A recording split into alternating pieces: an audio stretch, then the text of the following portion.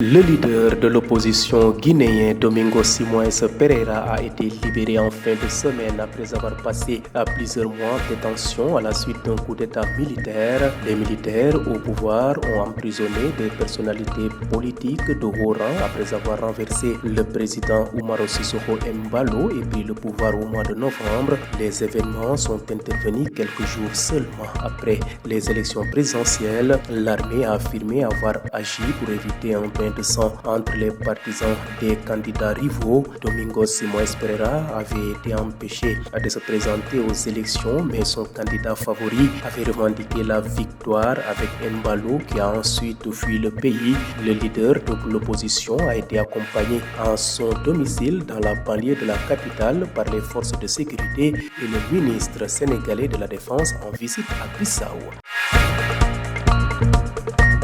Quittons le golfe de Guinée pour le Sahel. L'Alliance des États du Sahel, Confédération du Mali, du Niger et du Burkina Faso a fermement dénoncé l'attaque perpétrée la nuit du 28 au 29 janvier contre la base aérienne 101 et l'aéroport international Diori Hamani de Niamey, revendiqué par le groupe État islamique. Plusieurs militaires ont été blessés et des avions militaires et civils ont été endommagés. Dans un communiqué officiel, le président en exercice de l'AS, le capitaine Ibrahima Traoré, a qualifié l'attaque de barbare, lâche et préméditée et l'a imputé à des sponsors étatiques étrangers dans une tentative de déstabilisation régionale. L'organisation a souligné que cet assaut s'inscrit dans une stratégie de déstabilisation soutenue par des réseaux de financement et logistique. Suite à cette attaque, les forces nigériennes ont réagi rapidement, tuant 20 assaillants et en arrêtant 11. 4 militaires ont été blessés et plusieurs appareils, dont des avions civils d'Air Côte d'Ivoire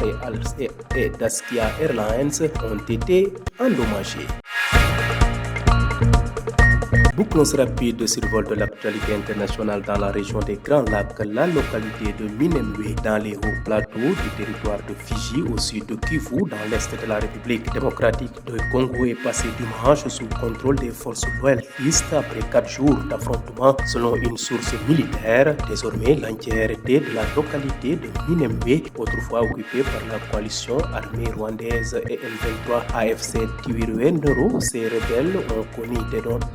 pertes en vie humaine, en armes et en munitions après avoir senti la force supérieure des forces armées de la RDC FRDC. Ces ennemis de la paix ont pris la poudre d'escampette et les léopards se sont imposés et ont réussi finalement à occuper toute la localité de Minembwe et ses environs, a déclaré le capitaine Sylvain Baïjanou, porte-parole de la 33e région militaire du pays. Ki nga xam ne de moo nekkoon leader opposition ca réewum Guinée-Bissau di Domingos Simoes Pereira daal dinañ ko bàyyi ci njeexantalu semaine bi ginnaaw nag gi ñu amal woon coup d'état ci weerub novembre te ñu daanaloon nguurub Oumaro Sissoko Embalo. soldat ya nga xam ne nag ñoo ko tegoon loxo jotoon nañ ko bàyyi, waaye nag wax nañ ne li tax ñu def li ni mel dañoo gisoon ne daal ay xeexoo manes naa dox ci diggante ñaari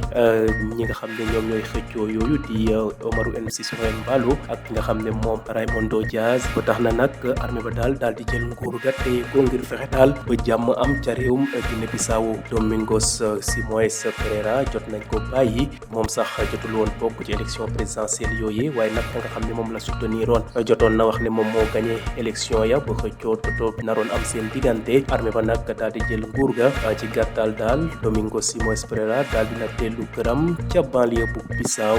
ci teewaayu force de sécurité ya ak ministre bu yore wàllu karange bu réewum Sénégal demam bu doon amal visite ca Bissau. jóge fi nga xam ne nag moom mooy golfe de Guinée dem ca Sahel, AES di Alliance des États du Sahel, confédération bi nga xam ne moo ëmb Mali, Niger ak Burkina Faso, ñoom de daal dina ñaalu bu baax a baax attaque bi nga xam ne de ñu ngi ko doon amal ci guddib ñaar fan ak juróom-ñett jàpp ñaar fan ak juróom-ñeent ci weeru janvier ca base aérienne militaire 101 ca ak aéroport international Diori Hamani bu Niger. waa groupe État islamique ñoom ñoo wax ne daal ñoo def li ni mel. Ay soldats yu bëri jot nañu am ay gaañu yu métti ay avion militaire ak avion civil jot nañ leen yàq ginnaaw bu ñu fësalee ab communiqué ki nga xam ne nag mooy président en exercice bu AES di capitaine Ibrahima Traoré di président bu réewum Burkina Faso wax na ne daal ni mel lu ñaaw la te defkatu ñaaw def donc ñoom ñooy def ni mel waaye nag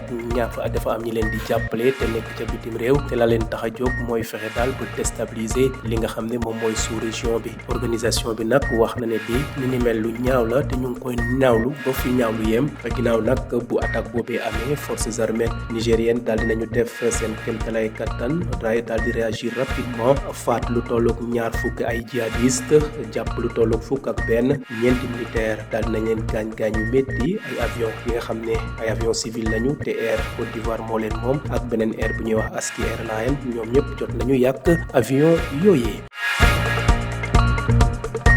jeexalee xibaaru bitim réew yi ca fa nga xam ne mooy région des Grands Lacs gox bu ñuy wax Minembwe nekk ca plateau yu kawe ya ca territoire bu Fiji nekk ca bëj penkup si bëj saalumuk sud Kivu jàpp it bëj penk ma ca République démocratique du Congo dimanche bi weesu di démbu force loyaliste yi nag daal dinañ ko teg loxo ñeenti fan rek ginnaaw xeex bu métti jotoon am seen diggante ak rebelle ya ka nga xam ne nag moom mooy njiitub 33e région militaire di capitaine Bajano di porte-parole 33e région militaire boobu wax na ne daal seen soldat ya wane nañu jàmbaar te lool seen diggante ak coalition bi nga xam ne Rwanda moo leen ngemb ànd ci M23 Alliance Fleuve Congo ak su rebelle yi ñuy wax Twirwaneho ñoom nag jot nañu xeex ñoom xeex yu métti ba rebelle ya daal xamee ne ni mel du baax ci ñoom ca lañu nag samp xel daal di dem mujjantel ba nag soldaaru République démocratique du Congo daal di teg loxo gox boobee nga xam ne moom mooy Minembwe nekk nag ca fa nga xam ne moom mooy wetu sud Kivu loolu de la kilifa yi xam ne ñoo yore armée bi xamle wax ne daal jamono yi ñu ngay saytu la nga xam ne moom mooy kaaraangepp askan ba nga xam ne moo nekk ca région boobu